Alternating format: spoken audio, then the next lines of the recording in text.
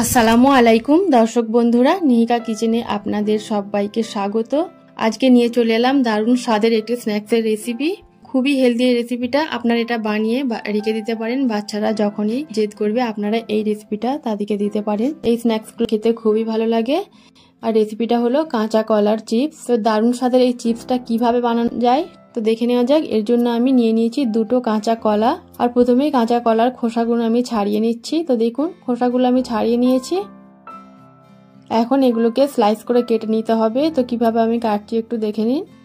একটা ছুরির সাহায্যে এভাবে যতটা সম্ভব পাতলা পাতলা করে কেটে নিতে হবে।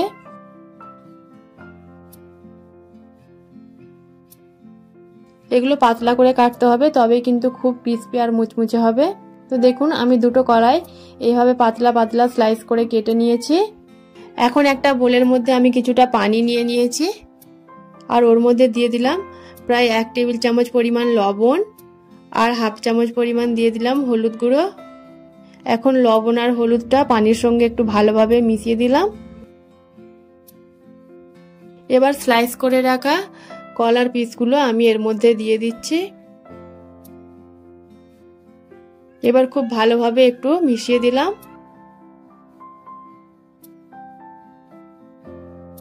তো আমি হাত দিয়ে একটু ভালো করে মিশিয়ে দিচ্ছি, যাতে এটা প্রত্যেকটা কলার মধ্যে খুব ভালোভাবে যায়, প্রত্যেকটা পিসগুলোর মধ্যে খুব সুন্দর করে লাগে।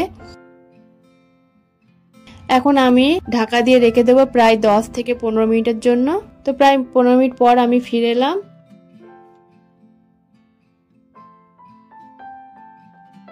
এবার একটা বড় সাইজের ছাঁকনি নিয়ে নিয়েছি, আর ওর মধ্যে আমি কলার পিসগুলো নুন আর হলুদ দেওয়া পানি থেকে তুলে তুলে ভালো করে ছেঁকে নিচ্ছি।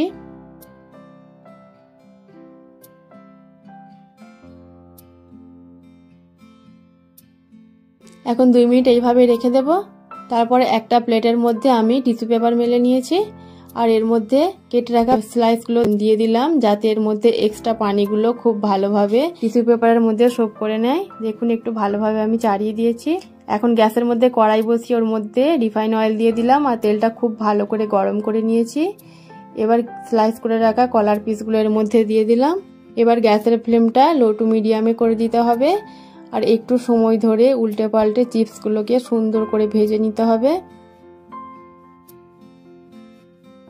গ্যাসের ফ্লেমটা হাইটে রাখা যাবে না, লো টু মিডিয়ামে করে রেখে কিন্তু এই চিপসগুলো ভাজতে হবে, তবে এই চিপসগুলো খুবই মুচমুচে আর ক্রিস্পি হবে। দেখুন কত সহজে হয়ে গেল কলার চিপস। আর এটা বানিয়ে আপনারা এয়ারটাইট কন্টেনারের মধ্যে রেখে দিতে পারেন। বাচ্চারা যখনই চিপস খেতে চাইবে, বাচ্চারা তো একটু স্ন্যাক্স চিপস খেতে ভালোবাসে, তো তখন তাদেরকে আপনারা দিতে পারেন। এটা কোনো কেমিক্যাল নাই, বাড়িতে তৈরি করা যেহেতু, তো বাচ্চারা খেলে কোনো ক্ষতিও হবে না। আর এটা একদম কাঁচা কলা থেকে তৈরি, মানে খুবই হেলদি একটা রেসিপি।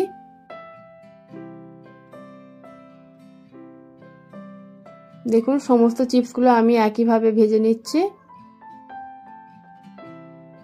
আর রেসিপিটা ভালো লাগলে লাইক করবেন, বন্ধুদের সঙ্গে রেসিপিটা বেশি বেশি করে শেয়ার করবেন। দেখুন সমস্ত চিপসগুলো আমি ভেজে নিয়েছি।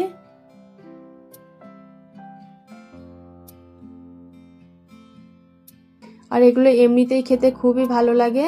আর যদি আপনারা চান তো এর উপর থেকে কিছুটা লঙ্কার গুঁড়ো আর ব্ল্যাক পেপার মানে গোলমরিচের গুঁড়ো দিয়ে দিতে পারেন, তাহলেও কিন্তু খেতে খুব ভালো লাগে। তো আমি এমনি রেখে দিলাম, এটা এমনিতেই খেতে খুব ভালো লাগে।